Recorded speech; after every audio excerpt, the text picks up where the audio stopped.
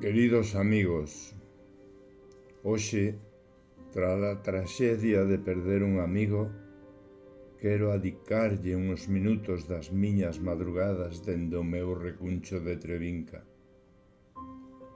Javier, dende que tiven a maravillosa fortuna de toparme contigo, son moitas as cousas que me regalaches, moitos os poemas que leímos xuntos, e moitas das túas verbas que guardarei como o tesoro que son.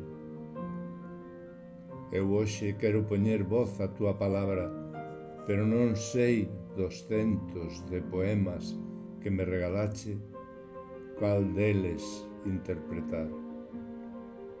Fareino coa miña pequena e frágil voz, mentras nos meus oídos aínda resoa a túa, potente e sonora.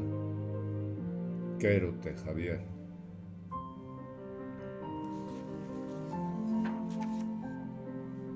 La forja. Forjé mi ser golpeando con el martillo de la humildad, moldeando el acero de mi persona y dándole la adaptabilidad necesaria para que una vez enfriada siga soportando esos golpes sobre el yunque de la vida. Templé mi carácter extremo y avivé las candentes brasas con el fuelle de la esperanza.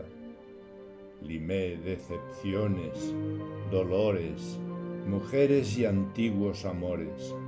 Fundí mi alma con luz para crear una nueva aleación con filigranas de felicidad que tuvo como resultado a un iluso niño poeta y como regalo, después de tanto martillo, como regalo llegaste tú. Gracias, Javier.